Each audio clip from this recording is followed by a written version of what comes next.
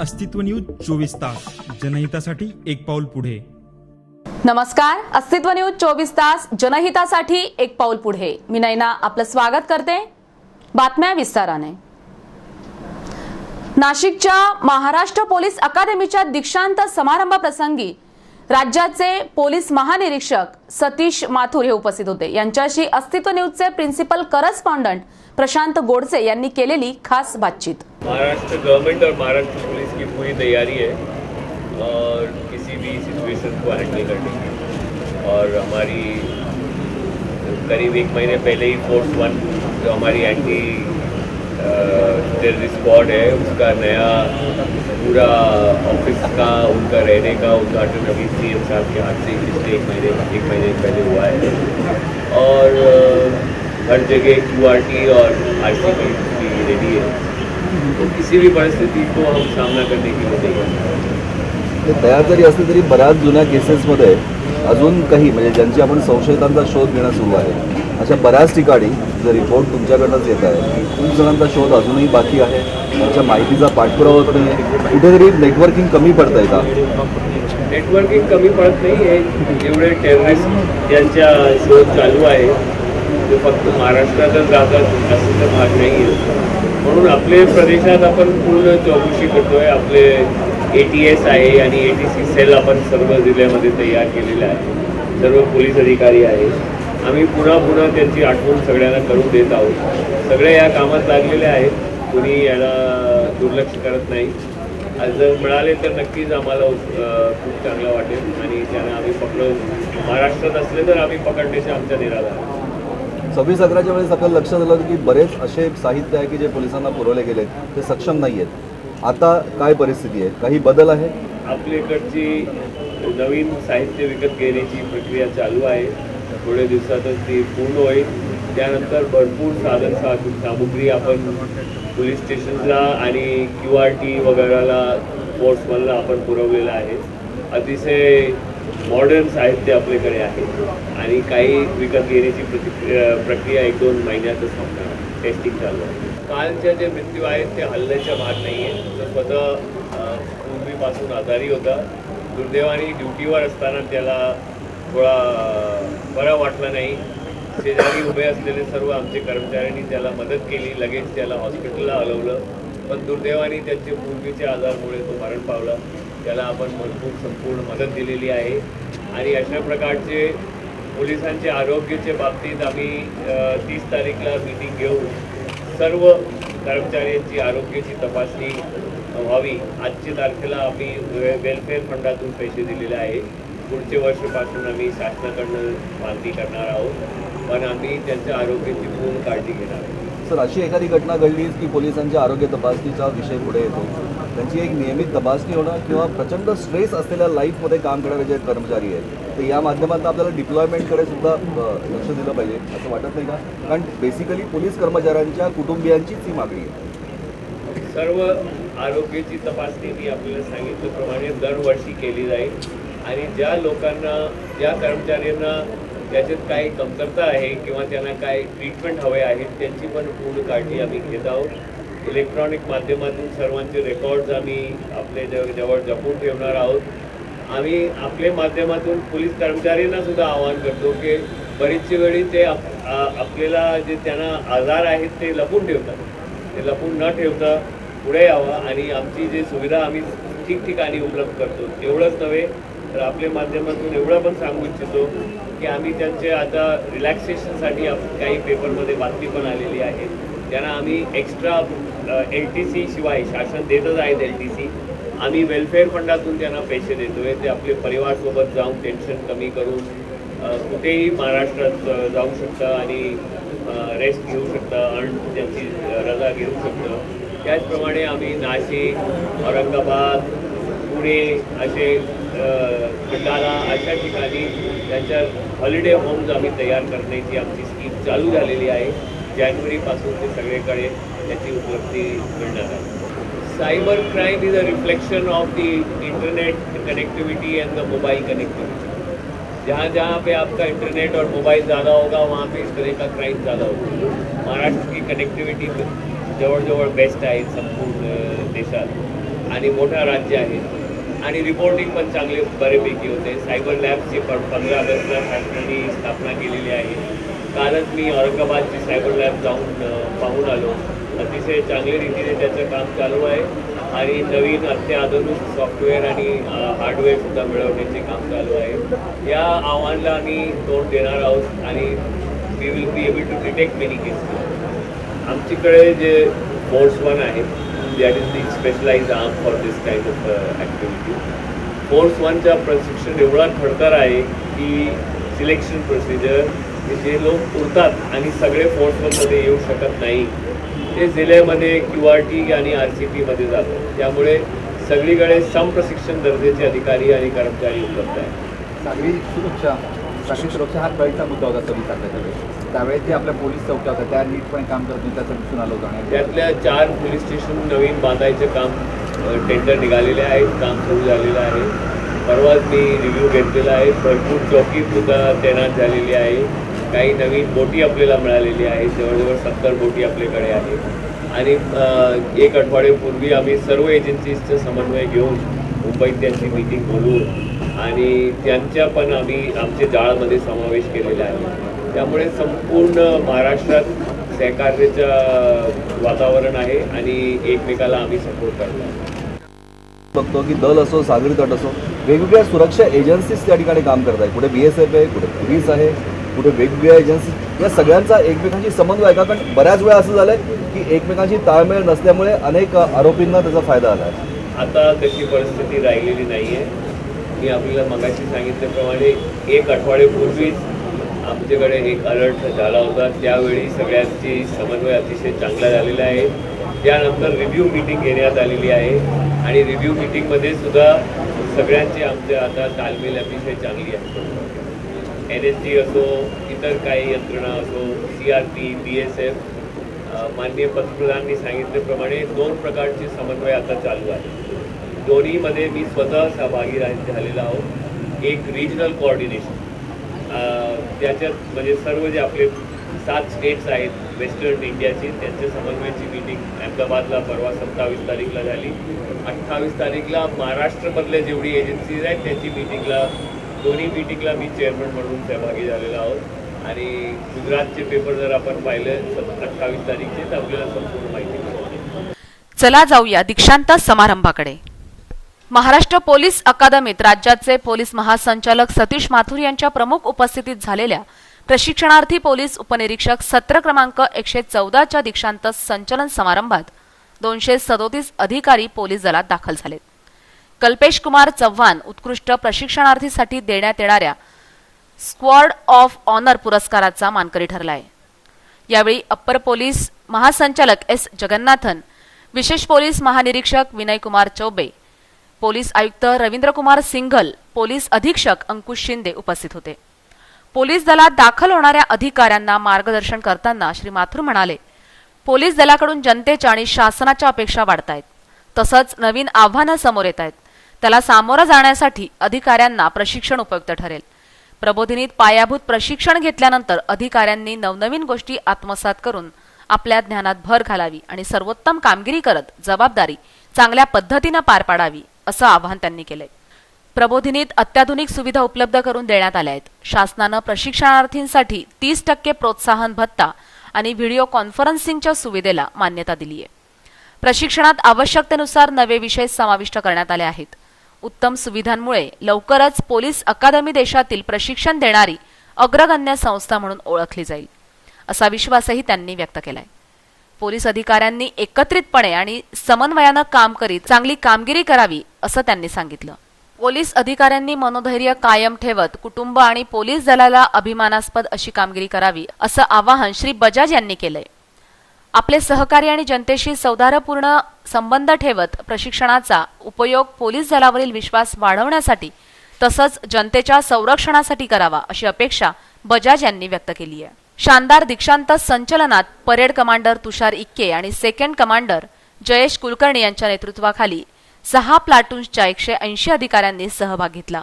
सत्र क्रमांक 114 मध्ये 183 पुरुष आणि 54 महिला अधिकाऱ्यांचा समावेश आहे. 12 महिन्याच्या प्रशिक्षण कालावधीत प्रशिक्षणार्थींना कायदेविषयक गुन्ह्यांचे तपास अंगुली मुद्रा विज्ञान, फॉरेन्सिक सायन्स, पोलीस ठाणे व्यवस्थापन, सार्वजनिक शांतता व सुव्यवस्था राखणे, गुन्हे प्रतिबंधक, सायबर गुन्हे व आर्थिक गुन्ह्यांचा तपास, आदर्श पोलीस ठाणे कामकाज, संगणक आणि शारीरिक कवायतींचं प्रशिक्षण देण्यात आलं. दीक्षांत संचलनानंतर श्री माथुर यांच्या हस्ते उत्कृष्ट प्रशिक्षणार्थींना पुरस्कार प्रदान करण्यात आले. कल्पेश कुमार चव्हाण याला मानाच्या स्क्वॉड ऑफ ऑनर पुरस्कारासह उत्कृष्ट अष्टपैलू प्रशिक्षणार्थीसाठी असलेल्या स्वर्गीय यशवंतराव चव्हाण सुवर्ण चषक प्रदान करण्यात आला. राहुल प्रभाकर शिंदे याला कायदेविषयक प्रशिक्षणासाठी डॉक्टर आंबेडकर चषक आणि आंतरवर्ग प्रशिक्षणासाठी सिल्वर बॅटन पुरस्कार प्रदान करण्यात आला. छाया भानुदास पाटील सावित्रीबाई फुले चषक आणि अहिल्याबाई होळकर चषकाची मानकरी ठरली आहे. रविकिरण खंडारेने पीटीमध्ये उत्कृष्ट प्रशिक्षणार्थी, ड्रिलमध्ये उत्कृष्ट प्रशिक्षणार्थी आणि बाह्यवर्ग परीक्षेत उत्कृष्ट प्रशिक्षणार्थीचा पुरस्कार पटकावलाय. याशिवाय अमोल चौधरी क्रिमिनॉलॉजी आणि क्राईम विषयात उत्कृष्ट प्रशिक्षणार्थी, संदीप काळे कायदा आणि सुव्यवस्था राखणे या विषयात उत्कृष्ट प्रशिक्षणार्थी, अनिल वाघमोडे रायफल व रिव्हॉल्व्हर शूटिंगमध्ये, NM कामठे सुवर्ण चषक, संतोष राठोड खेळात उत्कृष्ट प्रशिक्षणार्थी, आकाश पवार उत्कृष्ट वर्तणुकीसाठी SG इथापे पुरस्कार त्याला मिळालाय. राहुल थविल सांस्कृतिक कार्यक्रमामध्ये उत्कृष्ट प्रशिक्षणार्थी आणि अविनाश नळेगावकर याला द्वितीय उत्कृष्ट प्रशिक्षणार्थीचा पुरस्कार प्रदान करण्यात आलाय. या कार्यक्रमाला पोलीस दलातील अधिकारी, कर्मचारी आणि प्रशिक्षणार्थी अधिकाऱ्यांचे कुटुंबीय मोठ्या संख्येत उपस्थित होते. महाराष्ट्र पोलीस अकादमी दीक्षांत समारंभ आज पार पडला. या दीक्षांत समारंभामध्ये दुसऱ्या क्रमांकाचं पदक अविनाश नळेगावकर हे उस्मानाबाद जिल्ह्यातले आहे, त्यांना मिळालं आहे. आपण त्यांच्याशी चर्चा करणार आहोत. सर, दुसरा क्रमांक मिळाला आहे, उस्मानाबाद जिल्ह्यातनं तुम्ही आहे, कसं वाटतं, काय सांगा? काय नाही, बरं वाटतं. सुरुवातीपासून प्रयत्न केला होता सर्वांनीच. परत ग्रामीण भागातून आलो. उस्मानाबादमध्ये माझं गाव बेंबळी म्हणून गाव आहे, तिथून आलो होतो, बरं वाटलं. सर, काय ध्येय? सर, सुरुवातीपासूनच असा विचार होता की पोलीस डिपार्टमेंटमध्ये, कारण माझ्या घरी माझे 2 भाऊ आहेत, एक CRPFमध्ये आहेत आणि एक पोलीस शिपाई आहेत. सुरुवातीपासून यापूर्वी मी दुसऱ्या नोकरीला होतो, पण इकडे यावं वाटतं. सुरुवातीपासून आलो, प्रयत्न करू. तुमचे आई वडील बरोबर आले आहेत, तर काय त्यांच्या डोळ्यात काय बघितलं तुम्ही आज? सर, काय आता आनंदाश्रूशिवाय दुसरं काही नव्हतं. त्यांना मी सांगितलेलं पण नव्हतं की म्हणजे थोडं कम्युनिकेशन म्हणा काय म्हणा, सांगितलं नव्हतं की माझा दुसरा क्रमांक आलेला आहे. आल्यानंतर काय रडत होती मला पाहून, आनंदाश्रूच म्हणायचे दुसरं. मला आत्ता कळतं की तुमचा जो रूममेट होता त्याचा पहिला क्रमांक आणि तुमचा दुसरा क्रमांक. हो सर, रूममेट माझा कल्पेश चव्हाण आहे, तो पहिला आलेला आहे बॅचला आहे, आणि दुसरा मी, आम्ही दोघं रूममेट होतो. सर, पुढं काय ठरवलं आहे? सर, आता काही नाही, आपली नोकरी करायची व्यवस्थित आणि परत पुढचा प्रयत्न मिळाला तर पाहायचं इथंच डिपार्टमेंटमध्ये, समजा पुढची डिवाइस. नवीन जे मुलं आहे जे पोलीसमध्ये येण्यासाठी उत्सुक आहे त्यांना तुम्ही काय संदेश द्याल? सर, मी तर असं म्हणेन की एक चांगला जॉब आहे हा, कारण तुम्हाला शिस्त पण लागेल, तुमचं हेल्थ पण राहील, परत तुम्हाला संधी आहे सेवा करण्यासाठी. शासनाकडून वेतन घेऊन सेवा करण्यासाठी एक संधी असणार एवढा एकमेव जॉब असं मला वाटतं. तुम्हाला छंद, आवड काही आहे? सर, असं आवडून काय विशेष. आदर्श व्यक्तिमत्व तुमच्या नजरेसमोर, त्यांचा आदर्श तुम्ही डोळ्यासमोर ठेवून तुम्ही लक्ष गाठत होता, काय सांगा? सर, माझा आदर्श व्यक्तिमत्व म्हटलं तर माझे आई वडीलच, दुसरं कोणी नाही, कारण ते शिकलेले नव्हते आणि त्यांना असं नेहमी वाटायचं की आपले मुलं तर शिकलेले असावेत. आपण शेती करतो, काबाड कष्ट करतो, पण आपले मुलं तर शिकलेले असावेत. पण आम्ही सर्वच भावंडं शिकलेलो आहोत सर. आई वडील सोडले तर आम्ही सर्वजण शिकलेलो आहोत सर. आणि मी सर्वात शेवटचा 4थ्या क्रमांकाचा अपत्य आहे त्यांचं. पुढचं स्वप्न काय तुमचं? सर, आता आपला नोकरी तर व्यवस्थित करायची आणि परत ह्याच डिपार्टमेंटमध्ये पुढं जर शक्य असेल म्हणजे अभ्यास करून पुढं जायचं अजून DYSP वगैरे. हे होते अविनाश सर. आईवडील शिक्षित नव्हते, परंतु आईवडिलांनी त्यांना शिकण्याची जिद्द निर्माण केली आणि आज ते या महाराष्ट्र पोलीस अकॅडमीमधनं दुसऱ्या क्रमांकाचं पदक घेऊन ते PSI म्हणून कार्यरत होणार आहे. कॅमेरामन स्वप्नील सह प्रशांत गोडसे, अस्तित्व न्यूज, नाशिक. महाराष्ट्र पोलीस अकादमीचा 114वा दीक्षांत समारंभ पार पडला. यामध्ये ऑलराऊंडर हे पदक मिळालेल्या छाया पाटील आपल्यासोबत आहे. धुळे जिल्ह्यातील कापडणे त्यांचं गाव आहे. घरामध्ये 3 बहिणी आणि 1 भाऊ. अशा पद्धतीमध्ये अभ्यास करून त्यांनी हे लक्ष्य कसं गाठलं, त्यांचे आईवडील आपल्यासोबत आहे. काका, काय सांगाल? तिचं अभ्यासकडे एकदम आनंद वाटला, अभ्यासकडे लक्ष होतं तिचं. तिला शिकायची उमेद होती, बा करून टाकी अट्टल, हे करायचं म्हणजे करायचं, सोडायचं नाही. एक नंबरच आहे आणायचं. ते कुठून पहिल्यापासून ते पारपर्यंत ग्रॅज्युएट झाली तर एक नंबर आली. आपल्यासोबत ज्यांनी घडवलं, नारी शक्ती म्हणतो आपण, नारी शक्तीची जी किमया आहे, त्यांची माता आई आपल्यासोबत आहे. मावशी, कसं वाटतं आणि काय सांगा? आनंद वाटतोय. मुलीने नंबर आणलाय आणि तिच्या वडिलांना कांदे बटाटे विकून सण तिला शिकवलंय. तिला याच्यावर पदवीवर आणलं बुवा. आणि तिने बी मेहनत घेतली, तिने बी अभ्यास केला. चिमणीमध्ये अभ्यास करायची, लाईट नसली तरी बी, आणि तिने सगळं घडवलंय. घरात किती बहिणी? एक भाऊ. 3 बहिणी 1 भाऊ. मग कुटुंबामधलं वातावरण कसं आहे? वातावरण आज चांगलंच होतं आमच्या घरामध्ये, असं वाईट काही होतं नाही. तिच्या वडिलांना कोणत्याच गोष्टींचा शौक होता नाही. तिच्या वडिलांनी मेहनत मजुरी करून सण पोरांना शिकवलं, त्यांना चांगल्या याच्यावर लावलं, लाईनवर. आता तुमचं काय स्वप्न आहे आता? आता स्वप्न आहे मुली तर बनली, मुलगी तर ही पदवीवर गेली, पण तिने आता वरच्या पदवीवर जायचं आणि मुलगाने बी काहीतरी करायचं. आता जे PSI पदवी त्यांना बहाल झाली आहे, याच्यावरती त्यांना बढती मिळावी असं आई वडिलांचं स्वप्न आहे. आपल्यासोबत स्वतः छाया पाटील आहे. मॅडम, काय सांगाल, कसं वाटतं? सर, आज खूप आनंद वाटतो आहे, कारण माझ्या आईवडिलांनी खूप कष्ट करून मला शिकवलं सर. मोलमजुरी केली आणि त्याचप्रमाणे इव्हन सर मी 12वीला असताना 8 ऑगस्ट 2008 साली माझ्या वडिलांना पॅरालिसिसचा अटॅक आला. तर पॅरालिसिसचा अटॅक आलेला असताना माझ्या फादरला जेव्हा ॲडमिट केलेलं होतं, तेव्हा ICUमध्ये असताना एवढी क्रिटिकल कंडिशन असताना सुद्धा पप्पाने ऑक्सिजन तोंडाचा काढून मला सांगितलं होतं, बेटा तू क्लासला जा. इतकी क्रिटिकल कंडिशन होती सर. तरीसुद्धा तेव्हापासूनच मी ठरवलं होतं की मी वडिलांचं स्वप्न पूर्ण करेल. आधी म्हणजे वडिलांनी मला, आधी कसं होतं की D.Ed करून झटपट शिक्षक हा नोकरीचा मार्ग असायचा.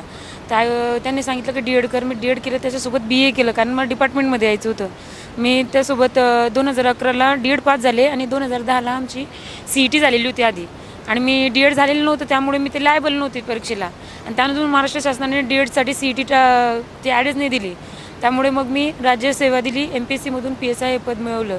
आणि ह्या PSI म्हणजे ह्या क्षेत्रामध्ये येण्याचं एकच उद्दिष्ट होतं सर. मी जळगाव जिल्ह्यामध्ये कांचननगर एरियात राहते. तिथे म्हणजे खूप असं गुंडगिरी असं खूप जवळून बघितलेलं आहे सर, की झोपडपट्टी एरिया शेजारीच लागून, तर खूप जवळून बघितले गरिबी कशी असते.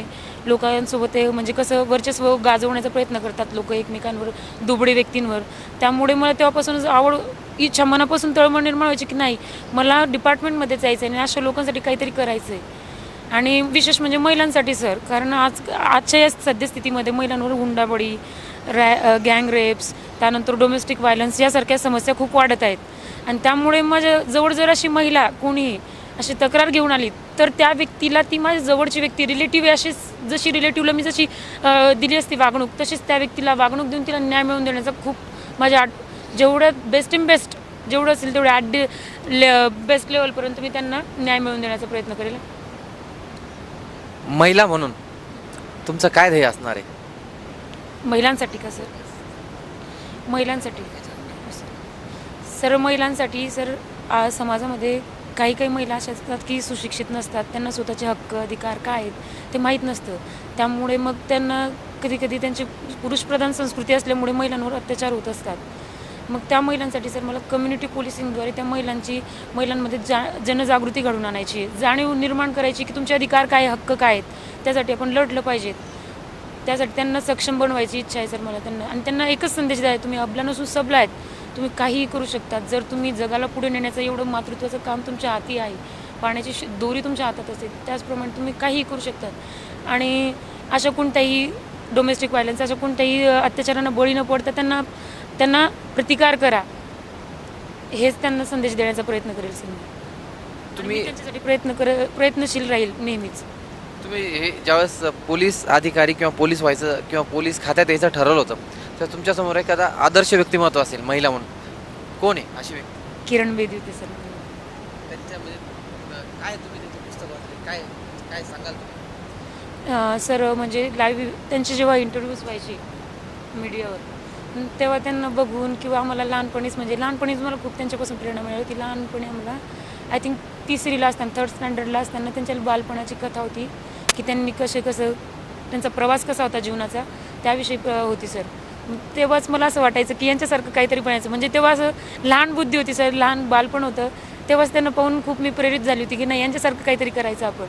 बस तेव्हा एवढं विचार नाही केला होता मी. पण त्यानंतरून मग असं समाजातली कंडिशन पाहून मग मी स्वतःच उद्युक्त झाली सर की मी डिपार्टमेंटमध्ये आलं पाहिजे.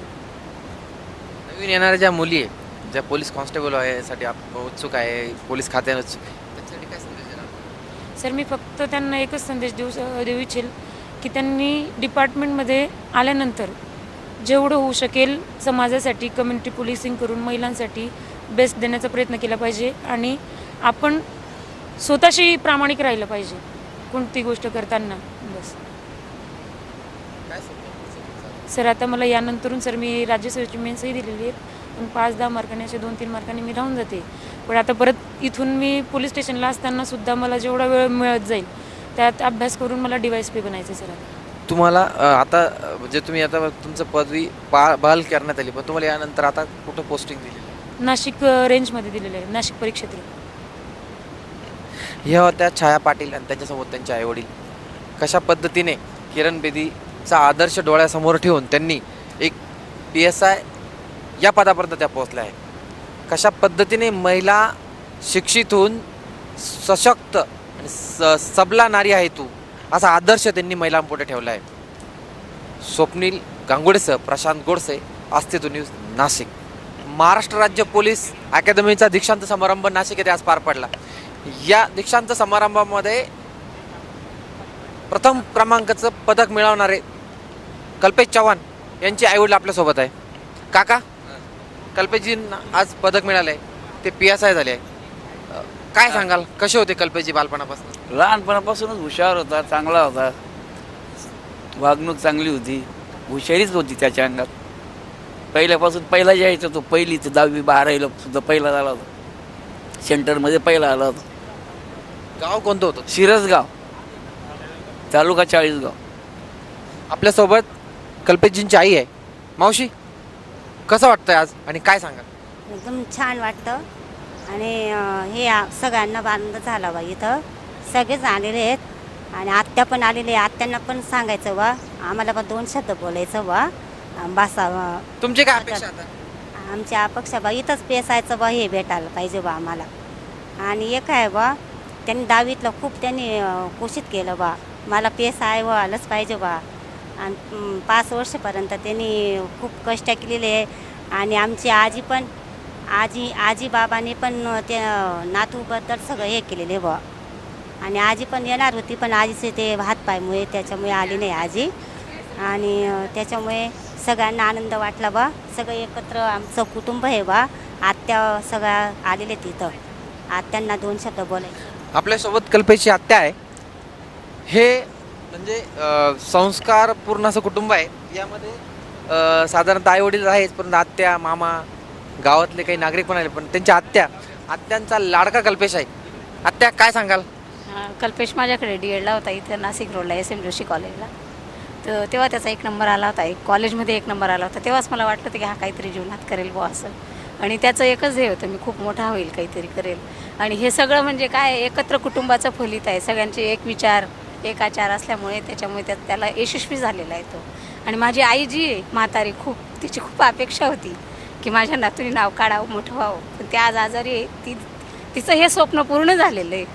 तिने म्हणजे खूप नाजूक परिस्थितीमध्ये त्याला शिकवलेलं आहे. आता खूप असेलही त्यांच्याकडे, पण जेव्हा त्याला शिकायचं होतं तेव्हा तिने खूप पैसा पुरवलेला आहे त्याला शिकण्यासाठी. आणि त्याचे वडील सगळ्यात मोठे फॅमिलीमध्ये, 4 बहिणी 3 भाऊ. त्याच्यात मोठ्या भावाचा मोठा मुलगा आहे माझ्या. तर त्याने खरंच आमच्या चव्हाण कुटुंबाचं नाव रोशन केलेलं आहे आणि टॉपला गेलेला आहे तो. खूप आनंद आहे आम्हाला. आधी लग्न आपण बघितलं, ऐकलंय, आधी लग्न कोंडाण्याचं मग रायबत, अशा पद्धतीने PSIची पदवी आणि PSIचं पद बहाल करून यानंतर साधारणतः येत्या काही काळामध्ये कल्पेशजी लग्नाच्या पिढीत अटकणार आहे.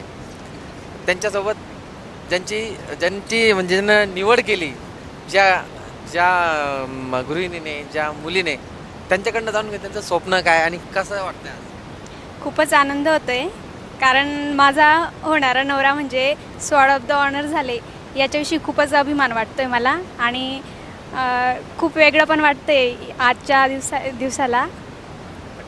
आपल्यासोबत कल्पेशजींचे जे रूममेट होते राहुल पाटील म्हणून, त्यांच्याकडनं जाणून घ्या कसा स्वभाव होता आणि कशा पद्धतीने तुम्हाला गाईडलाईन मिळत होती. कल्पेशसोबत मी पूर्ण वर्षभर राहिलो आणि आम्ही एकाच स्क्वॉडला होतो, दोघंजण, कल्पेश आणि मी. कल्पेशचं व्यक्तिमत्व म्हणजे पूर्ण आमच्या बॅचला एक प्रेरणादायी व्यक्तिमत्व होतं. त्याचं वक्तृत्व, त्याचं बोलणं, चालणं एक विशिष्ट प्रकारचा आदर्श होता सर्वांसाठी आणि एक आदर्श मुलाला सॉर्ड ऑफ ऑनर गेलं आहे याचा आम्हाला सर्वांना आनंद आहे आणि मी त्याच्याकडून खूप गोष्टी जास्त शिकलो आहे. म्हणून मला खूप रडायला येतं की आता तो मला नंतर भेटणार नाही, कारण आमची पोस्टिंग वेगवेगळ्या ठिकाणी झालेली आहे. म्हणून खूप म्हणजे त्याने मला खूप म्हणजे मदत केली आणि आम्ही अपेक्षा असेच ठेवू की तुम्ही आदनमधनं भेटत जावं. आणि आता आपण आपल्यासोबत कल्पेश चव्हाण आहे, ज्यांना या दीक्षांत समारंभामध्ये मानाची तलवार मिळालेली आहे. कल्पेशजी, आजचा दिवस तुमच्यासाठी आयुष्यामधला खूप मोठा दिवस आहे, काय सांगायला आहे त्याच्याविषयी? खूप आनंद होतो सर मला आणि माझ्यासाठी आणि माझ्या कुटुंबासाठी खूप एक आनंदाचा क्षण आहे. कारण की जर विचार केला तर मी जवळ बरेच वर्ष संघर्ष केला होता अभ्यास करताना आणि 7-8 वर्षानंतर आज मला जे काही फळ मिळालं मला माझ्या संघर्षाचं, त्याचं माझं फलित आज काही झालेलं आहे सर. तुम्हाला ही मानाची तलवार मिळालीच आहे, परंतु असं ऐकायला मिळालं की तुम्ही अनेक गोष्टीमध्ये खूप पदकही मिळाली आहे अकॅडमीमध्ये, याविषयी थोडंसं सांगा. काय नाही, इंडोर आमच्या आंतरवर्गीय जर प्रशिक्षण असतं त्याच्यात आम्हाला इंडोरची बक्षिसं असतात. लॉज वगैरे झाले, नंतर क्रिमिनॉलॉजी झालं, याच्यात पण मला बक्षीस आहेत. नंतर आउटडोअरचे 2 बक्षीस आहेत आणि काही स्टडीमधले जे काही असतात इंडोरला जे बक्षिसं होतात, थिअरीचे झालं, प्रॅक्टिकल इन्व्हेस्टिगेशन थिअरीमधलं पण बक्षीस मला मिळालेलं आहे. काय संकल्पना आहे, काय कल्पना आहे भविष्याच्या? भविष्यात काय नाही, मला सर्वप्रथम कम्युनिटी पोलिसिंगमध्ये काम करायचं आहे. पोलीस आणि जनताचा संपर्क कुठेतरी कमी झालेला आहे आता, त्याच्यामध्ये काम करण्याची माझी खूप इच्छा आहे. दुसरी गोष्ट, माझं शिक्षक होण्याचं ध्येय होतं पण ते काही झालं नाही, पण आता मला बालगुन्हेगारीमध्ये पण काम करण्याची माझी खूप इच्छा आहे की जे शालाबाह्य मुलं वगैरे जे गुन्हेगारीमध्ये एखादं तसं आम्हाला इथं शिकवलेलं पण आहे बऱ्याचदा. आणि दुसरी गोष्टी, मला जे काही माझं खरं मुख्य टार्गेट आहे व्यसनमुक्ती, दारूबंदी, जे माझ्या गावात करण्याची माझी इच्छा होती, पण काही कारणास्तव ते केल्यानंतर झालं नाही. काही कारण असू शकतं त्याला, तर मी पुढे भविष्यात नक्कीच त्याच्यात काम करेल सर.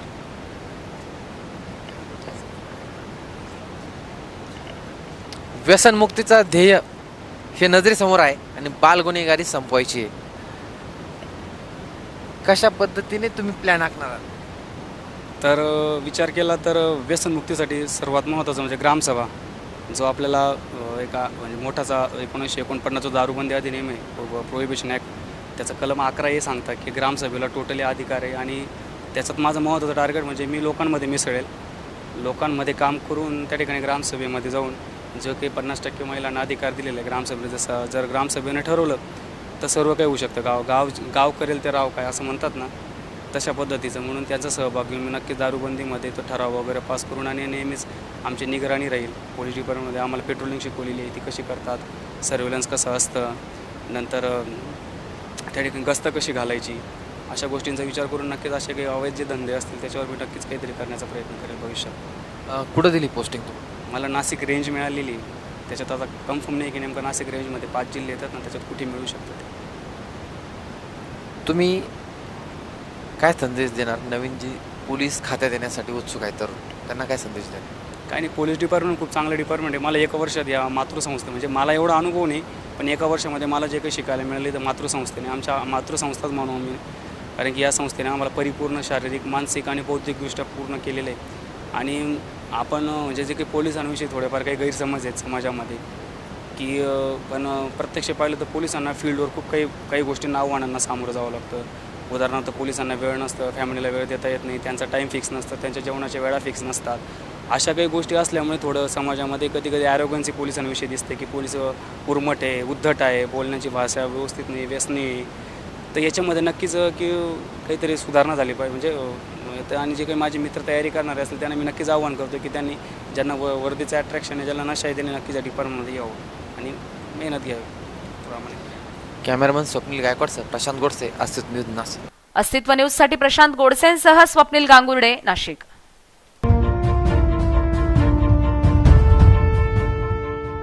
अस्तित्व न्यूज 24 तास जनहितासाठी एक पाऊल पुढे. महाराष्ट्रामध्ये छत्रपतींच्या लेकी आणि सुना राहतात याचे भान ठेवा. तसंच कामाचा व्याप झेपत नसेल तर मुख्यमंत्री पद सोडा अशा प्रकारच्या टीका सुप्रिया सुळे यांनी आयोजित पत्रकार परिषदेत शिवसेना आणि मुख्यमंत्र्यांवर केल्या आहेत. राष्ट्रवादी काँग्रेसच्या खासदार सुप्रिया सुळे या नाशिकमध्ये आल्या होत्या. सुळे यांनी विविध घटनांचा आढावा घेतला. त्यानंतर झालेल्या पत्रकार परिषदेत सुप्रिया सुळे यांनी शिवसेना मुख्यमंत्री यांच्यावर टीका करत कोपर्डी प्रकरणात अद्याप चार्जशीट दाखल नाही, इतक्या दिवसात कोपर्डी प्रकरणी चार्जशीट का दाखल झाली नाही तर राष्ट्रवादी रस्त्यावर उतरून मुख्यमंत्र्यांना घेराव घालेल असा इशारा सुप्रिया सुळेंनी पत्रकार परिषदेत दिलाय. आणि आता राष्ट्रवादी काँग्रेस पक्षाने असा निर्णय घेतलाय की आमच्या वकील सेलचंही आम्ही मार्गदर्शन घेतलं. त्यांचं म्हणणं आहे जर 3 महिन्यात चार्जशीट दाखल नाही झाली तर ते आरोपींना बेल मिळू शकते. असं जर झालं तर 11 तारखेला 3 महिने पूर्ण होत आहेत. त्याच्यामुळे राष्ट्रवादी काँग्रेस पक्षाने असा निर्णय घेतलेला आहे की जर 2-3 दिवसामध्ये म्हणजे 11 तारखेच्या आत जर कोपर्डीच्या घटनेचे जे लोक आहेत त्यांची चार्जशीट जर सरकारने दाखल केली नाही तर राष्ट्रवादी, विद्यार्थी काँग्रेस, महिला काँग्रेस आणि युवक काँग्रेस हे रस्त्यावर उतरतील आणि महाराष्ट्रात या मुलीला न्याय देण्यासाठी राष्ट्रवादी काँग्रेस पक्ष पूर्णपणे आंदोलन करेल. मला तरी स्वतः आता ह्या सगळ्या पार्श्वभूमीवर आदरणीय पवारसाहेब त्या मीटिंगला गेले होते. राज्याच्या ऐक्याच्या वेळी सगळी क्लॅरिटी असावी, त्याच्यात फार राजकारण होऊ नये असं माझं वैयक्तिक मत आहे. आणि आता आम्हाला तरी मोठे चॅलेंजेस असे वाटत आहेत. कोपर्डीची घटना असेल, शेतीमालाला भाव असेल, तुम्ही बघताय बाबा आढावा उपोषणाला पुण्यात बसलेले आहेत. अतिशय मोठे आणि गंभीर विषय आज राज्याच्या समोर आहेत. नाही, मला कुठल्याही समाजाला आंदोलन करायचा या राज्यामध्ये अधिकार आहे. मराठा समाजाचं आंदोलन मोठ्या संख्येने चाललंय. नाशिकमध्ये ओबीसी समाजानेही केलेलं आहे. हा अधिकार आहे सगळ्यांचा आणि कुठल्याही समाजाला जर वाटत असेल त्यांच्यावर अन्याय होतो तर त्यांचा अधिकार आहे हे आंदोलन करणं. मुलांना शिक्षण, नोकरीमध्ये संधी मिळालीच पाहिजे.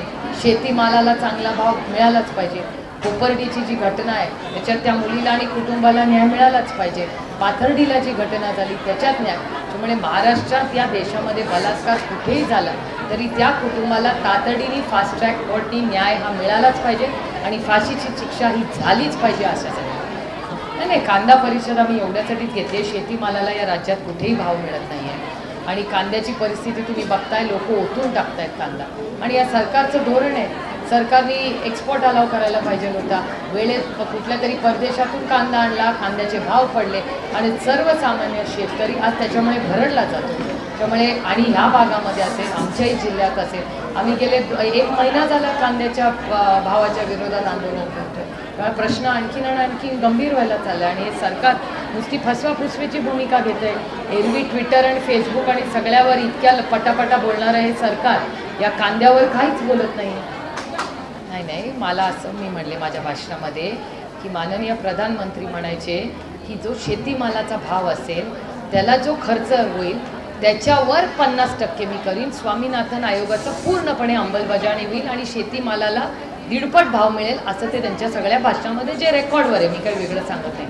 आता परिस्थिती तशी नाही आहे. टमाटा असेल, कांदा असेल, ऊसाचे शेतकरी असतील, कापूस असेल, सोयाबीन असेल, सगळीच परिस्थिती गंभीर आपण सगळेच बघतोय म्हणजे चॅनल्सवर पाहता. आणि मला असं परवा एक जोक व्हॉट्सॲपवर आला होता की माननीय प्रधानमंत्रीच्या हातात कांदा होता आणि त्याच्यात लिहिलं होतं ना खाऊंगा ना खाणे दूंगा. ते त्यांच्या भाषणामध्ये म्हणायचे ना खाऊंगा ना खाणे दूंगा. आमच्या सगळ्या भाबड्या मनांनाच वाटलं होतं की ते भ्रष्टाचाराबद्दल बोलत आहेत की ना पैसे खाईन ना कोणाला खाणे देऊ. आत्ता आमच्या लक्षात आलं की ते कांदे आणि टमाटे आणि भाजी मला असं तर व्हॉट्सॲपवर एक माझ्याकडे आलं होतं ना खाऊंगा ना खाणे. तर कांद्याला भावच मिळाला नसेल तर बिचारा शेतकरी करेल काय? तो पिकवणारच नाही ना. 50 पैसे जर त्याला तुम्ही भाव देणार असाल तो का कांद्याचं पीक घेईल मला सांगा. तुम्ही कराल असा व्यवसाय कुठला ज्याच्यात पैसे मिळणार नाही. जर तुम्हाला जर 3-4 महिने पगार मिळाला नाही तर तुम्ही म्हणालात ना दुसऱ्या पेपरमध्ये नोकरीला मला गेलं पाहिजे. त्यामुळे आज शेतकरी जो आहे त्याला मालाला भाव मिळालाच पाहिजे. तुमची त्यांची भाषणं ऐका ना, स्वामीनाथन आयोग देऊ, 1.5 पैसे देऊ, काय झालं त्या सगळ्याचं? म्हणून अर्थातच आहे. कारण का स्मार्ट सिटीमध्ये पूर्ण शहर होत नाही हो. एक छोटासा पॉकेट होतोय. त्या पॉकेटसाठी लोन किती घेताय तुम्ही? लोन तुम्ही घेतलं त्याची परतफेड कोण करणार? याचा अर्थ तिथला टॅक्स वाढणार. आता आमच्या पुणे शहरामध्ये त्यांनी बालेवाडी घेतलंय. बालेवाडी ऑलरेडी आमच्या बंधुराजांनी स्मार्ट करून ठेवलेलं आहे, काही कामच नाही राहिलंय तिथे. मग बालेवाडी घ्यायची ऐवजी बिबेवाडी का नाही घेतली आमची पुण्याची? जे करायचं असेल तर चॅलेंजिंग काम घ्या ना. दुसऱ्या काम करायचं आणि वर येऊन तुम्ही मोहर लावून सांगायचं मी करायचं, हा कुठला न्याय? ही फसवाफसवीचा खेळ आहे. नाही, कुठल्याही संघटनेत मतभेद असतात आणि असलेलेच चांगले, सगळ्यांना. आता तुमची एडिटोरियल मीटिंग होते तेव्हा तुम्ही थोडी सगळ्याला एकमेकाला हो म्हणता. त्यामुळे थोडे मतभेद सगळ्या संघटनेत असतात, ते चर्चेतून मार्ग काढता येतो त्याच्यातून. नाही, पॅकेज दिलं याचा अर्थातच आम्ही स्वागतच करतो. चांगलं काम होतं आणि होणार असेल तर ते स्मार्ट सिटी आणि आमच्या बिचाऱ्या कांद्याच्या शेतकऱ्यांसारखं नसावं एवढीच अपेक्षा. आणि जेव्हा एका बाजूला पॅकेज होत होतं, दुसऱ्या बाजूला लाठीचार्ज चालला होता, तिथे एक बिचाऱ्या पोलिसाची मृत्यू झाला, तिथे दगडफेक झाली. त्यामुळे सगळ्या पार्श्वभूमीवर नक्की काय चाललं आहे आणि सरकारचं किती लक्ष या गोष्टींवर आहे याची मला स्वतःला अतिशय चिंता वाटते. तेव्हा माणूस मोर्चे काढतो ना. त्याच्यामुळे अर्थातच या समाजात सगळ्यांना वाटतंय काहीतरी जास्त आहे म्हणून तर मोर्चे निघतायत, नाही तर कशाला निघतील? समाजातले सगळे लोक होते एक तर, आणि दुसरी महत्त्वाची भूमिका, सगळ्या मोर्चांना सगळे जात नाही. आता मराठा समाजाचा मोर्चा आमले तिथले आमची लोकल लिडरशिप तिथे जाते. पुणे जिल्ह्याला दादा गेले होते, सांगलीमध्ये आर पाटील, स्मिता आणि वहिनी गेल्या होत्या. त्यामुळे प्रत्येकजण सगळ्या ठिकाणी दाखवते त्याचा सपोर्ट. त्यामुळे प्रत्येक डिव्हिजन ऑफ लेबर असतं ना. आता मी आज नाशिकला आले म्हणजे सगळ्या पक्षांनी इथे हजर राहायची गरज नाही. त्यामुळे it is division of labour. दादा आज कुठे गेलाय? पवारसाहेब आणि दादा आज अमरावतीला गेलेत, मी नाही गेलेले तिथे, मी इथे आहे. नाही, समजण्यासारखं काय नाही. आता मी यशस्विनीमध्ये यशवंतराव चव्हाण प्रतिष्ठानमध्ये काम करते. आता मला लोक विचारतात तुम्ही काय काम करता? मी म्हणले मी यशवंतराव चव्हाण प्रतिष्ठानमध्ये काम करते. आता म्हणून काही वेगळं असतं का? आता यशस्विनी नावाची माझी महिलांची संघटना आहे, त्याच्यात मी काम करते. आता मग तुम्ही म्हणाल का अरे यशस्विनी जी महिला आहे पण मी राष्ट्रवादीमध्ये नाही, राष्ट्रवादीमध्ये काम करते यशस्विनी, असं नसतं ना. आपण संघटना म्हणून काही ठिकाणी काम करतो, आपले पॉलिटिकल विचार काही ठिकाणी असतात. आता यशवंतराव चव्हाण प्रतिष्ठानमध्ये सगळ्या पक्षाचे लोक काम करतात, कारण ती संस्था वेगळी आहे. त्याच्यामुळे प्रत्येक संस्थेचे विचार वेगळे असतात. त्याच्यातले कधी नेतेही कॉमन असतात. म्हणजे जेव्हा आपल्याकडे मोठी नाट्य परिषद होते, मंचावर सगळेच पक्षाचे नेते असतात. त्यामुळे असं काही नसतं की एक संघटना असेल. अर्थातच भुजबळ साहेब त्या नेतृत्व करतात त्याची. भुजबळ साहेब हे राष्ट्रवादी काँग्रेस पक्षाचे वरिष्ठ नेते आहेत आणि आम्ही सगळे एकत्र काम करतो. नाही, कारण का 3 महिने 11ला होतात. आता तेवढं तर प्रॅक्टिकल माणसाने असलं पाहिजे. मुख्यमंत्री तर 1च महिना म्हणत होते, त्यांच्यावर मी चांगलीच टीका केलेली आहे. कारण का मला खरंच एक महिला म्हणून, विरोधक म्हणून नाही मी त्यांच्यावर टीका करत. माझी अपेक्षा आहे त्यांच्याकडून. या राज्याने निवडून दिलं आहे त्यांना आणि विश्वासाच्या नात्याने दिले. आम्ही कौतुक तेव्हा केलं होतं. एक नवीन पिढीचा, एक नवीन लोकप्रतिनिधी महाराष्ट्राचा मुख्यमंत्री होता. आम्ही कौतुकाने स्वागत केलं होतं त्याचं. विरोधक असता म्हणून काय झालं? सगळ्यांच्याच चांगले गुण असतात, त्याचं कौतुक आम्ही केलेलंच आहे तेव्हा. पण आज जेव्हा एका मुलीला न्याय मिळत नाही त्याचं आम्हाला दुःख मिळते. अन्यायाच्या विरोधात आम्ही लढतोय, व्यक्तीच्या विरोधात लढत नाही. असं मला भाषणातून दिसतं. मला भाषणातून, ते आधी भाषण असे नाही करायचे, आता खूप ओरडून भाषण करतात, म्हणून मला त्यांची काळजी वाटते. बाकी काही मला खरंच याचं माहिती, मला खरंच माहिती नाही काय कारण. ह्याचं मला उत्तर माननीय मुख्यमंत्र्यांना मलाही विचारायचं आहे, जे तुमच्या मनात आहे. नाही, मी महाराष्ट्र राज्याला विचारते आणि मी माझ्या भाषणातही मन मोकळेपणे बोलले की मला महाराष्ट्राच्या माननीय मुख्यमंत्र्यांना नम्र विनंती करायची की चार्जशीट ही तुम्हीच म्हणला होता की 1 महिन्यात दाखल होईल, ती दाखल झालेली नाही. 3 महिने 11 ऑक्टोबरला पूर्ण होतील. 11 ऑक्टोबरला झालं तर ते जे लोक आहेत ते बेलसाठी ॲप्लिकेशन करू शकतात. हे दुर्दैव होईल. त्याच्यामुळे त्यांना मला अजूनही नम्र विनंती आहे की 4 दिवस आहेत, काय तांत्रिक अडचणी आहेत ह्याचं त्यांनी सगळ्या जनतेला सांगावं आणि लवकरात लवकर चार्जशीट करून कोपर्डीची जी मुलगी आहे, जी आपल्या सगळ्यांची मुलगी आहे, तिला न्याय मिळवून द्या. अस्तित्व न्यूजसाठी प्रशांत गोडसेंसह स्वप्नील गांगुर्डे, नाशिक.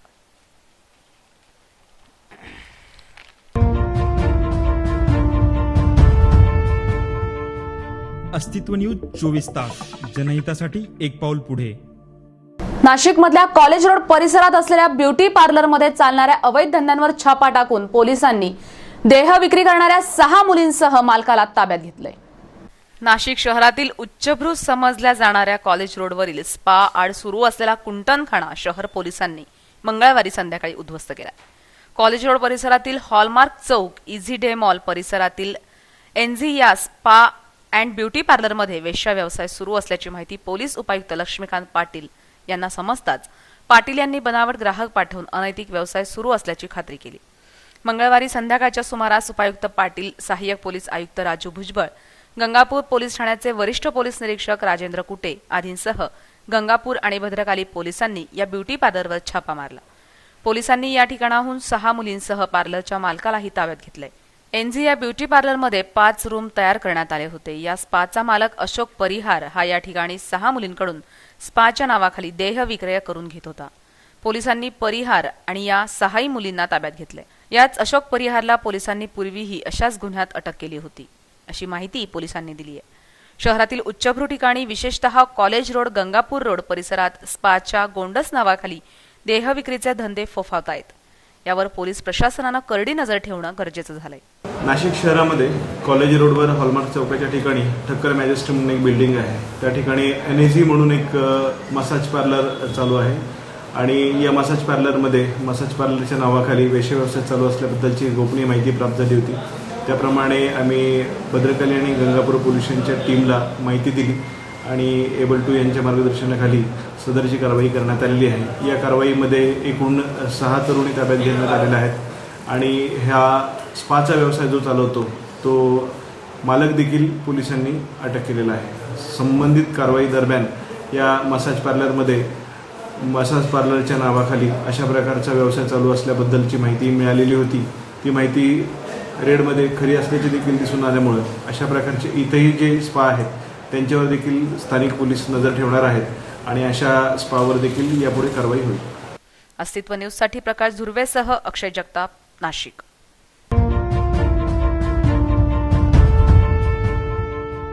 अस्तित्व न्यूज 24 तास जनहितासाठी एक पाऊल पुढे. आधार कार्डाशिवाय गॅस अनुदान मिळणार नाही या सक्तीचा निर्णय शासनानं घेतलाय आणि आधार कार्ड नोंदणीसाठी 2 महिन्यांची मुदत दिली आहे. येत्या 1 डिसेंबरपासून आधार कार्ड असल्याशिवाय देशात कुणालाही स्वयंपाकाच्या गॅसचं अनुदान न देण्याचा निर्णय सरकारनं घेतलाय. गॅस ग्राहकांना आधार कार्ड नोंदणी करण्याची 2 महिन्यांची शेवटची मुदत दिली आहे. सरकारी योजनांचे लाभ आणि अनुदान यासाठी आधार कार्डचा वापर करण्यासंबंधीचा कायदा 16 सप्टेंबरपासून लागू करण्यात आला असून त्यानुसार तेल मंत्रालयानं हा निर्णय घेतलाय.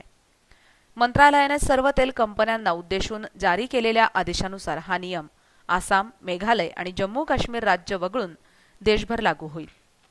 सध्या सरकार घरगुती गॅस ग्राहकास वर्षाला स्वयंपाकाच्या गॅसचे 12 सिलेंडर अनुदानित दरात देते. यातील अनुदानाची रक्कम ग्राहकांच्या बँक खात्यात थेट जमा केली जाते. नव्या आदेशानुसार ज्या गॅस ग्राहकांनी अद्यापही आधार कार्ड घेतलेलं नाही त्यांना त्यासाठी नोंदणी करण्यासाठी 30 नोव्हेंबरपर्यंतची मुदत देण्यात आली असून तेल कंपन्यांना त्यासाठी सुविधा उपलब्ध करून देण्यास सांगण्यात आलंय. अस्तित्व न्यूज, नाशिक.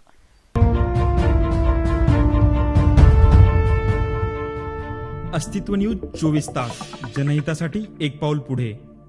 पाथर्डी फाट्यावर उपोषणासाठी बसलेल्या तळागाळातील लोकांच्या 3 मागण्या पूर्ण झाल्यात जमा आहेत. मात्र उर्वरित 4 मागण्यांसाठी या उपोषणकर्त्यांचं 10व्या दिवशी उपोषण सुरूच आहे.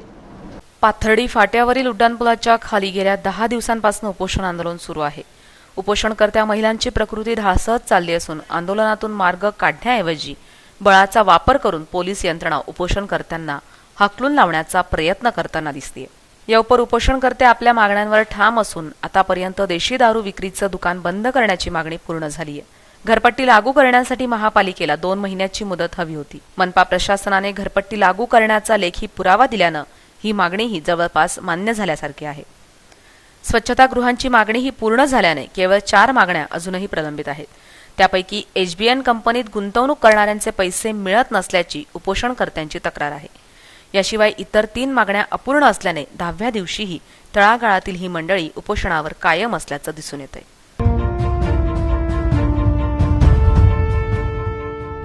अस्तित्व न्यूज 24 तास जनहितासाठी एक पाऊल पुढे. सध्या नवरात्राची धामधूम सर्वत्र सुरू आहे. त्याचप्रमाणे सिन्नर इथेही सालाबाद प्रमाणे देवीची स्थापना अनेक मंडळांकडून करण्यात आली आहे आणि दांडियाचंही आयोजन करण्यात आलंय. आदिशक्तीच्या शारदीय नवरात्र उत्सवाला सुरुवात झाली असून सिन्नर आणि परिसरात विविध मंडळांच्या वतीनं देवीची स्थापना करून दांडिया उत्सवाचंही आयोजन करण्यात आलंय. यात प्रामुख्यानं सिन्नरचे 100 वर्ष पुरातन असलेल्या श्री जगदंबा माता मंदिरातही नवरात्र उत्सवानिमित्त नियमितपणे पूजन केलं जातंय. त्याचबरोबर महालक्ष्मी मित्रमंडळानेही विद्युत रोषणाईत देवीची स्थापना केली असून दांडियाचं आयोजन केलं आहे.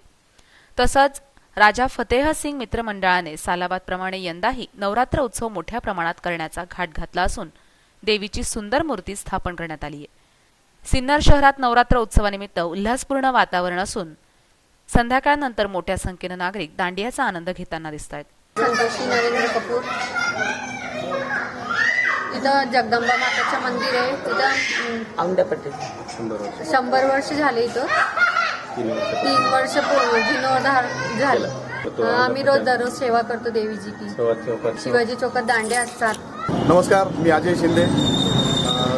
राजा फतेह सांस्कृतिक व कला क्रीडा मंडळातर्फे या उत्सवानिमित्त मी आपल्या सर्वांना नवरात्र उत्सवाच्या शुभेच्छा देतो. तसेच दरवर्षीप्रमाणे यंदाही या फतेह मंडळातर्फे दांडियाचं नियोजन करण्यात आलेलं आहे. तसेच गेल्या 5 वर्षापासून हे मंडळ हा उत्सव अधिकाधिक उंचीवर कसा जाईल यासाठी नेहमी प्रयत्नशील असतं. यावेळेला आमच्या मंडळाचे आम्हाला जे अध्यक्ष लाभले ते आमच्या परिसरातील विशाल चव्हाण यांनी अध्यक्षपदाची यावेळेला धुरा सांभाळलेली आहे आणि अतिशय चांगल्या पद्धतीनं नियोजन या ठिकाणी चाललेलं आहे. सर्वांना नवरात्रीनिमित्त मी शुभेच्छा देतो. धन्यवाद. अस्तित्व न्यूजसाठी मोहसिन अत्तार, सिन्नर.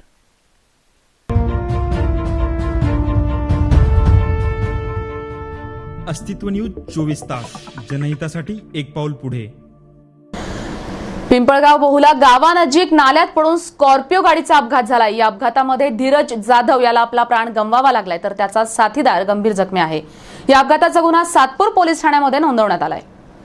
सोमवारी रात्रीच्या सुमारास त्र्यंबक रोडवरील पिंपळगाव बहुला नजीक स्कॉर्पिओ गाडी नाल्यात पडल्यानं एकाला प्राण गमवावा लागलाय.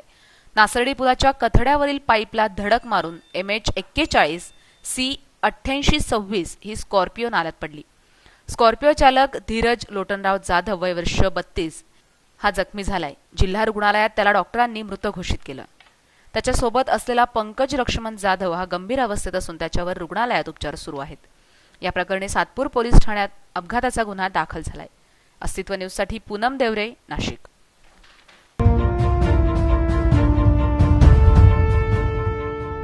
अस्तित्व न्यूज 24 तास जनहितासाठी एक पाऊल पुढे. जिल्हा परिषदेच्या 73 गटांचे बुधवारी जिल्हा प्रशासनानं आरक्षण जाहीर केले. यात महिलांचे गट आणि आदिवासींचे वाढलेले गट यामुळे मातब्बरांचे धाबे मात्र दणाणले आहे. नाशिक जिल्हा परिषदेचे 73 गट अर्थात मतदारसंघाचे आरक्षण बुधवारी सोडत पद्धतीनं जाहीर करण्यात आलंय. जिल्ह्यातील पंचायत समित्यांचे 146 गणाचे म्हणजेच मतदारसंघाचे आरक्षण बुधवारीच निश्चित केले गेले. जिल्हाधिकारी कार्यालयाच्या आवारात असलेल्या नियोजन भवनात जिल्हाधिकारी बी राधाकृष्णन यांच्या अध्यक्षतेखाली गट आणि गणांचं आरक्षण निश्चित केलं गेलं. नाशिक तालुका पंचायत समिती वगळता इतर सर्व तालुका पंचायतीच्या गणांचं आरक्षण त्या तालुक्यांच्या तहसील कार्यालयात एकाच वेळी निश्चित केलं गेलं. मात्र जिल्हा परिषदेच्या 73 गट आणि नाशिक तालुक्यातील पंचायत समितीच्या 8 गणांचं आरक्षण नाशिकच्या नियोजन भवनात जाहीर करण्यात आलं. या नव्या आरक्षणामुळे जिल्ह्याच्या ग्रामीण भागातलं राजकारण ढवळून निघेल तर गट गणातील राजकारण चांगलंच रंगणार आहे. जिल्ह्याच्या आदिवासी पट्ट्यात लोकसंख्या वाढली आहे. पूर्वीच्या आदिवासींच्या लोकसंख्येत आता भर पडली आहे. त्यामुळे आदिवासींचे आरक्षित गट आता वाढलेले दिसतील. त्र्यंबकेश्वर, दिंडोरी, पेठ, सुरगाणा, नाशिक, कळवण आणि इगतपुरी तालुक्यातील आदिवासी आरक्षित गटांची संख्या वाढलेली आहे. आरक्षित गट वाढल्यानं दिंडोरी, इगतपुरी, कळवण आणि नाशिक तालुक्यातील सर्वसाधारण गटांवर हल्लाबोल झालेला आहे. त्यामुळे या 4 तालुक्यातील सर्वसाधारण गटातील जिल्हा परिषद सदस्यांचं राजकारण संपल्यात जमा आहे. स्थानिक स्वराज्य संस्थांमधील राजकारणाला यामुळे नवं वळण मिळण्याची शक्यता आहे. गेल्या निवडणुकीत आरक्षणामुळे जिल्हा परिषदेची निवडणूक लढवण्याची संधी अनेकांना मिळाली नाही. नव्या आरक्षणामुळे या लोकांच्या आशा पल्लवित झाल्या आहेत. स्थानिक स्वराज्य संस्थांमध्ये महिलांना 50% आरक्षण आहे. दर 5 वर्षांनी निवडणुका आल्या की महिलांचे आरक्षण निश्चित केले जाते. मात्र पूर्वीचे महिलांचे आरक्षित गट बदलून नव्या गटांमध्ये महिलांचे आरक्षण निश्चित केले जाते. आदिवासींचे गट वाढल्यानं आणि महिलांच्या आरक्षित गटात बदल झाल्यानं अनेक मातब्बरांचे धाबे मात्र दणाणले आहे. 37 गट हे महिलांसाठी सर्व संवर्गातील महिलांसाठी 37 गट हे आरक्षित करण्यात येणार आहेत. त्यापैकी अनुसूचित जाती या संवर्गाला 5 गट आहेत, पैकी 3 महिला असतील. अनुसूचित जमाती 29 गट राखीव आहेत, त्यापैकी 15 महिला असतील. ते सोडून त्याच्या पुढील गट आपण विचारात घ्यायचा आहे. मग आपल्या मनात कदाचित शंका असेल की जास्त लोकसंख्या असताना सुद्धा तो स्किप का करतो आपण, कारण की त्या गटामध्ये आयदर 1 साली 7 साली किंवा 12 साली कुठल्या ना कुठल्या वर्षी त्या संवर्गाचं आरक्षण आलेलं आहे. संख्या 39 संख्या आहे. या 39 पैकी आपल्याला 20 आहे ना, 20 काढायचा. हेच पद्धत आपण हे 39चा लिस्ट आहे. 15 आहे, त्याच्यामुळे तेवढे 15 पैकी आपण 10 आपण निवडणार. त्याच्यातून जे विंचूर 54 सायखेडा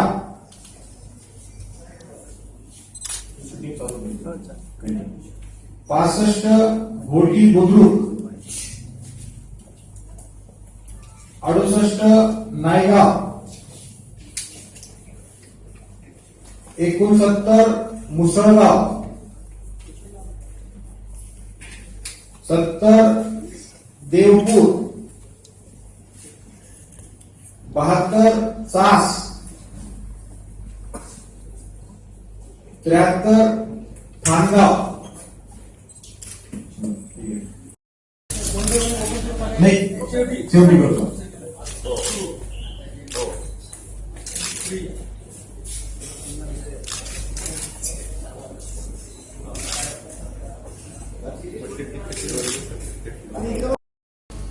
पठावी दिगर 3 जायखेडा 4 ब्राह्मणगाव 11 रावळगाव 12 दाभाडी 14 सवनाने 15 लोहणे 6 ठेंगोडा 37 साकोरा 45 मुखेड 33 दुगाव. अस्तित्व न्यूज साठी अश्विन आहेर, नाशिक.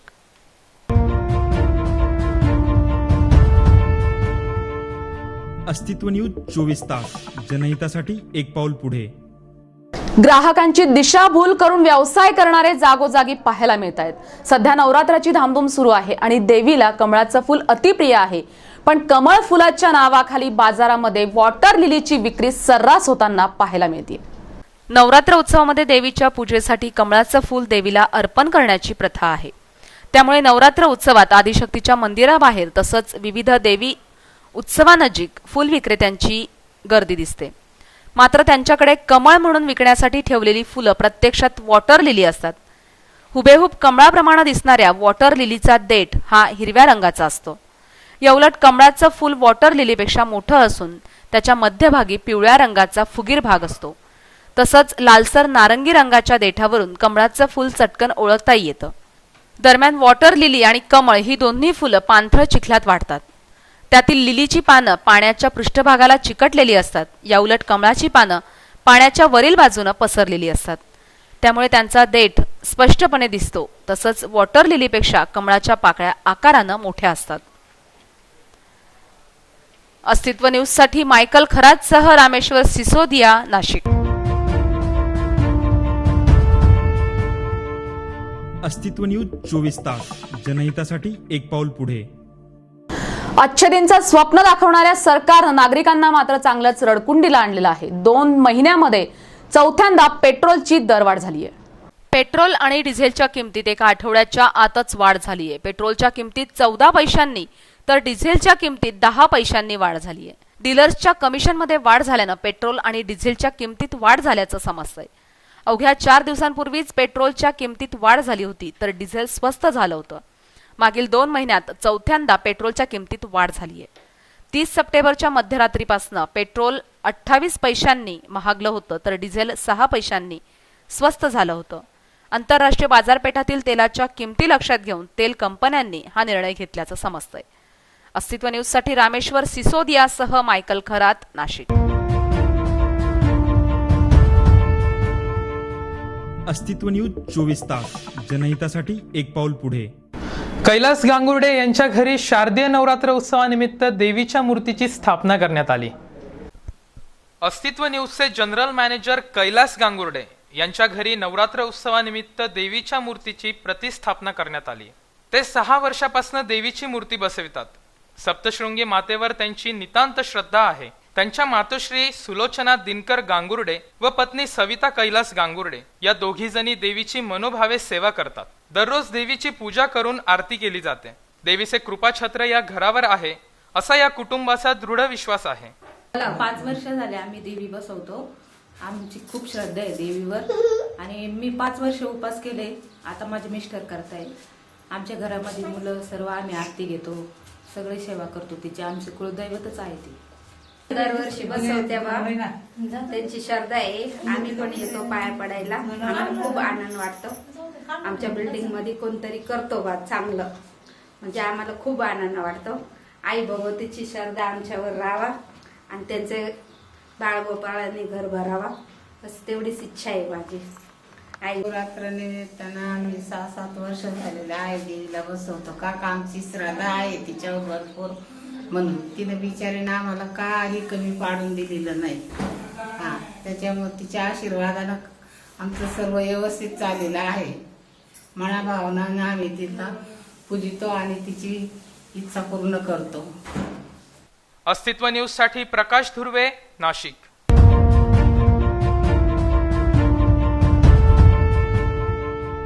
अस्तित्व न्यूज 24 तास जनहितासाठी एक पाऊल पुढे. धुळे नवापूर येथील नारायणपूर रोडवरील नाला दुथडी भरून वाहत असल्याने नागरिकांच्या घरात पाणी शिरून मोठे नुकसान झाले. सदरचा नाला अर्धवट बांधल्याने पूर परिस्थिती निर्माण झाल्याचा आरोप स्थानिक रहिवासी करतायत. नवापूर शहरात 2 दिवसांपासून मुसळधार पाऊस सुरू असून शहरातील नद्या नाल्यांना पूर आल्याने शहरात अनेक ठिकाणी घरांमध्ये पाणी शिरत आहे. अनेक ठिकाणी पुरामुळे जनावरे आणि लोकांचे साहित्य वाहून गेले आहे. नवापूरमधील नारायणपूर रोड येथे नागरी वस्तीमधून एक नाला वाहतो. या नाल्याला संरक्षक भिंत बांधण्यात आली. ती भिंत अर्धवट बांधली आहे. 2 दिवस कोसळणाऱ्या पावसामुळे हा नाला दुथडी भरून वाहत आहे. त्यामुळे अर्धवट बांधलेल्या भिंतीमुळे नाल्यालगतच्या घरांमध्ये मोठ्या प्रमाणावर पाणी शिरल्याने रहिवाशांचे मोठे नुकसान झाले. सदर घटनेमुळे संतप्त झालेल्या रहिवाशांनी नगरपालिका मुख्यालयावर धाव घेतली, परंतु येथे नगर अध्यक्ष किंवा एकही नगरसेवक हजर नसल्याने संतप्त नागरिकांनी तहसीलदार कार्यालयावर धाव घेत आपला संताप व्यक्त केला. यावेळी तहसीलदारांनी नागरिकांच्या संतप्त भावना जाणून घेत तातडीने कारवाई करण्याचे आदेश दिले. यावेळी पीडित नागरिकांनी अस्तित्व न्यूजच्या प्रतिनिधीकडे आपल्या संतप्त भावना व्यक्त केल्या. मुळे जर ते पावसाचं पाणी थांबून जात असेल आणि ते थांबून जर लोकांच्या घरामध्ये जात असेल तर ती भिंत बनवली काय फायद्याची? बरोबर भिंत नाल्याची भिंत बनवताना आमची मला रिक्वेस्ट आहे की तुम्ही बघा, आता जे झालं ते झालं, ते आम्ही म्हणत नाही, परंतु आता तुम्ही स्पॉटवर या. स्पॉटवर येऊन तुम्ही बघा की ही तुम्ही नाला आणि नाला संरक्षण भिंत जे बनवतात आहे त्याचा फायदा आहे की नुकसान आहे? ऍक्च्युली नाला सुधारणा झाली पाहिजे, नाल्याची भिंत बनली पाहिजे, पण तो याचा अर्थ असा पण होऊ नये की पावसाचं पाणी नाल्यामध्ये न जाता लोकांच्या घरामध्ये जाईल. तर त्याच्यासाठी काही व्यवस्था करता येईल का? तर माझी अशी रिक्वेस्ट विनंती आहे, सीओ मॅडम जरी नसल्या तरी बा एक जबाबदार पदाधिकारी म्हणून तुम्ही एकदम सातत्याने या आमच्या बरोबर, आम्ही पण तुमच्या बरोबर आहे. गंभीर कारवाई करणार नाही तर आम्ही आमरण उपोषण करू. आमरण उपोषण पूर्ण करी.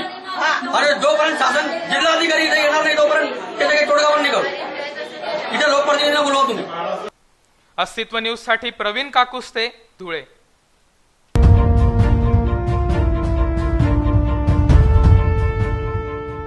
अस्तित्व न्यूज 24 तास जनहितासाठी एक पाऊल पुढे. नाशिक येथे गोदा घाटावर टिपऱ्या विक्रेत्यांनी दुकाने थाटली आहेत, परंतु पावसाने सुरुवात केल्याने विक्रेत्यांचे नुकसान झाले.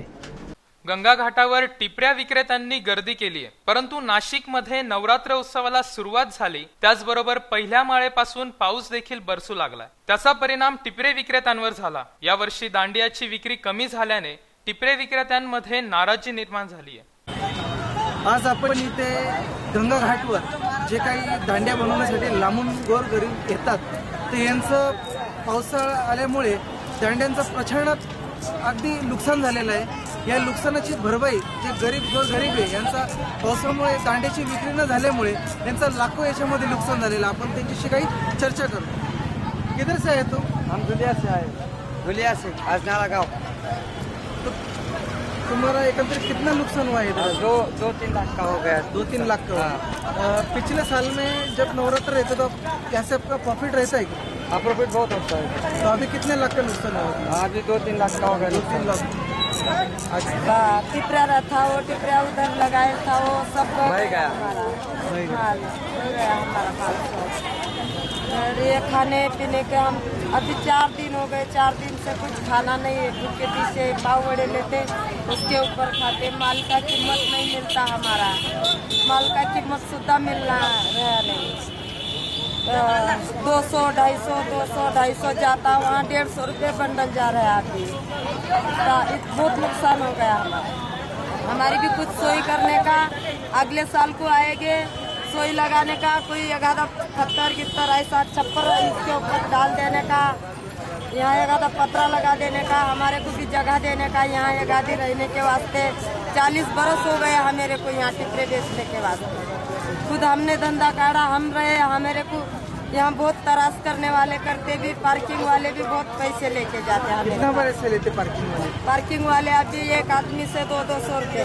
एक आदमी से 200? कितना? 200 रुपये रोज का? रोज का नहीं, पूरा 10 दिन का. 10 दिन का 200 रुपये. 200 रुपये. ऐसे कितने मेंबर है तुम? 30-40. 30-40. कितने साल से आते तुम इधर? हम 40 बरस से आ रहे तो हैं. 40 बरस में अपने 200 रुपये दिया है कभी? नहीं. हम 3 बरस से दे रहे हैं. 3 बरस से जो अपना यहाँ पर जो असोचाता है ना उसका दंड लेते हैं, इसलिए वो 200 लिया. उसने लिया जो अपना दंडात्मक कार्रवाई होती है ना, इसलिए उसने वो पावती लेके महानगर पालिका ने वो अपना जो दंड था वो ले लिया उसने. एकंदरीत या तुम्ही इकडे हे दृश्य बघायला गेला, दांड्या वगैरे विकणारे गोरगरिबी माणसं, हा, हे लांबून प्रवास करून यांच्या लहान मुलांची इतकी हाल आहे. यांचे 1.5-2 लाख रुपये नुकसान झाले आणि यांच्याकडून 200 रुपये आकारले जातात. तर हे महानगरपालिकेने पार्किंगवाल्यांनी 200 रुपये आकारले जाऊन. रोज उठून पाऊस पडते. कॅमेरामन सोनूसह प्रकाश धुर्वे, नाशिक. अस्तित्व न्यूज साठी अक्षय जगताप सह प्रकाश धुर्वे, नाशिक.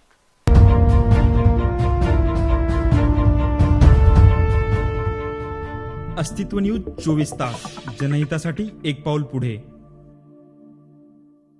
गंगा घाटावर भाजी बाजारालगत असलेल्या सांडव्यावरच्या देवी मंदिरात नवरात्र उत्सवानिमित्त भाविकांनी गर्दी केली आहे. गंगा घाटावर सप्तशृंगी देवीचे सुप्रसिद्ध मंदिर आहे. गंगा घाटावर भाजी बाजाराजवळ असलेले हे मंदिर प्राचीन व पुरातन आहे. सप्तशृंगी मातेचे हे स्वयंभू मंदिर असून ही देवी नवसाला पावते अशी आख्यायिका आहे. या देवीला सांडव्यावरची देवी असेही म्हणतात. या देवीच्या मंदिरात नवरात्र उत्सवानिमित्त घटस्थापना करण्यात आली असून भाविकांनी दर्शनासाठी गर्दी केली आहे. जाणून घेऊया देवीचा महिमा. आज आपण सांडव्याची देवी म्हणजे सप्तशृंगी हे जे वणीगडावर 3.5 फीट देवीला मान दिलं जातं, अर्धपीठ. तर आज आपण सांडव्याची देवीचं स्वयंभूमी मूर्ती याची काही माहिती आपण काही जाणून घेण्यासाठी. काय नाव तुमचं? या सांडव्याचं काय इतिहास आहे? हा इतिहास असा आहे की जे पूर्वीचे पेशवाईच्या काळाचे राजे बहादूर होते ते रोज देवीला गडावर जात होते. ते जात असतानाच ते देवीशी बोलले, हे माते माझ्या मागे. तर माता त्यांच्याशी बोलली की तुम्ही जिथे मी तुमच्या मागे येते तिथं तुम्ही जिथे बघा तिथे मी तिथे बसले. राजा बहादूर पेशवाईच्या काळात तिथे आले रामकुंड गोदावरीमध्ये. ते जसे पुढे गेले आणि मागे बघितले देवीने इथं बसल्या घेतलं. या देवीचं यही स्वयं स्वयं आहे असं याचं आहे. नाशिकमध्ये अनेक स्वयंभूमी मूर्ती आहे, पण ही जी मूर्ती ही वेगळीच आहे. इथे राजे बहादूर पेशवा काळामध्ये काही लोकांच्या स्वप्नामध्ये या आईने दर्शन दिलं की माझी इथं मूर्ती स्थापन व्हायला पाहिजे, म्हणून या सप्तशृंगीला खूप मानलं जातं गेल्या 10 दिवसात. कॅमेरामन अक्षय जगतापसह प्रकाश धुर्वे, नाशिक. अस्तित्व न्यूज साठी अक्षय जगताप सह प्रकाश धुर्वे, नाशिक.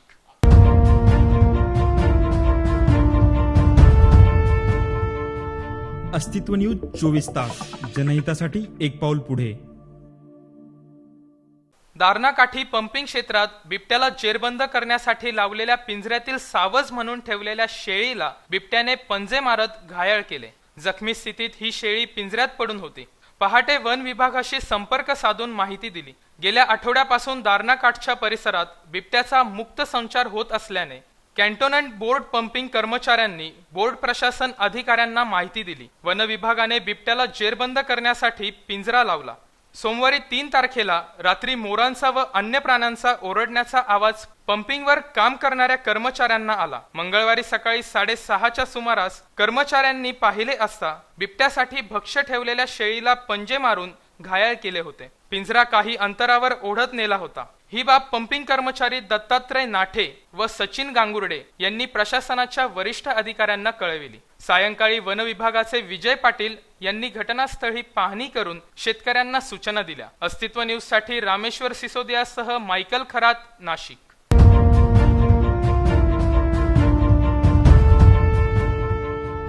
अस्तित्व न्यूज 24 तास, जनहितासाठी एक पाऊल पुढे. अन्नपूर्णे सदापूर्णे शंकर प्राणवल्लभे ज्ञानवैराग्य सिद्ध्यर्थम भिक्षाम देही च पार्वती. अन्न, वस्त्र आणि निवारा माणसाच्या 3 मूलभूत गरजा. त्यापैकी अन्न ही सर्व प्राणीमात्रांच्या ठायी असलेली प्राथमिक गरज. विधभर पोटाची खळगी भरण्यासाठी माणूस मेहनत करतो, अपार कष्ट घेतो. भूक ही माणसाची सर्वात मोठी गरज. अन्न पाण्याशिवाय कोणताच प्राणी मात्र जगू शकत नाही, हे सत्य आहे.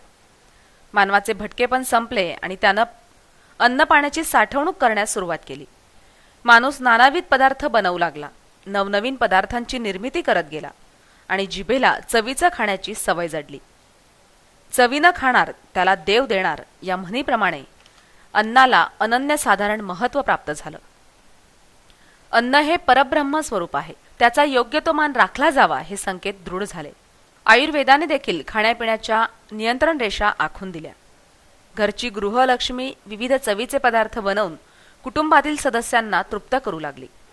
अन्न पाण्याला बरकत देणारी देवता म्हणजे अन्नपूर्णा माता. ज्या घरावर अन्नपूर्णेचे कृपाछत्र आहे त्या घरातील दारिद्र्य दुःख दूर जाऊन सुख समृद्धी त्या ठिकाणी नांदते. घरच्या गृहलक्ष्मीला देखील अन्नपूर्णा संबोधलं जाऊ लागलं. मन हे अन्नमय कोश आहे. आपण जे अन्न खातो त्याचा आपल्या मनाशी संबंध येतो. म्हणून शुद्ध, ताजे, सात्विक अन्न खाण्याचा सल्ला आयुर्वेदानं दिलाय. अन्नासाठी 10 दिशा किती फिरविशी जगदिशा, अशी काही लोकांची परिस्थिती असते. कुणी चविष्ट मिष्टान्नावर ताव मारू तर कुणाला चतकोर भाकर तुकडा देखील मिळत नाही, हे वास्तव आहे. म्हणून अन्नाचा योग्य असा मान राखला पाहिजे. अन्न ग्रहण करताना वदनी कवळ घेता नाम घ्या श्रीहरीचे, उदरभरण नोहे जानी जे यज्ञ कर्म. जेवणास सुरुवात करण्यापूर्वी श्लोक म्हणण्याची आपली संस्कृती आहे. या प्रथा कालौघात लोप पावतायत. मात्र आपल्याला अन्न देणारी, पाणी देणारी माता अन्नपूर्ण देवीची सर्वांवर कृपा व्हावी असं सर्वांनाच वाटतं. म्हणून सर्वांनीच अन्नाची नासाडी न करता अन्न पाण्याचा योग्य वापर केला पाहिजे. या नवरात्र उत्सवानिमित्त देवी अन्नपूर्णा मातेला अनन्य भावे शरण गेले पाहिजे. घरात बनवलेल्या अन्नाची इज्जत केली पाहिजे. काही लोकांना पानावर बसल्यावर कटकट करण्याची सवय असते. हे आवडत नाही, ते आवडत नाही असं म्हणून आपल्या देवी अन्नपूर्णेचा तसंच आपल्या घरातील गृहलक्ष्मीचा अपमान केला जातो. याचं भान ठेवलं गेलं पाहिजे. गृहलक्ष्मी म्हणजे आपल्या घरातील स्त्री, मग ती मुलगी असो वा सून, बहीण असो वा पत्नी, नाहीतर आई, खूप मेहनत करून अन्न तयार करते. त्या अन्नाचा व ते बनविणाऱ्या स्त्रीचा यथोचित मान राखलाच गेला पाहिजे. अस्तित्व न्यूजसाठी रुपाली केळसकर, नाशिक.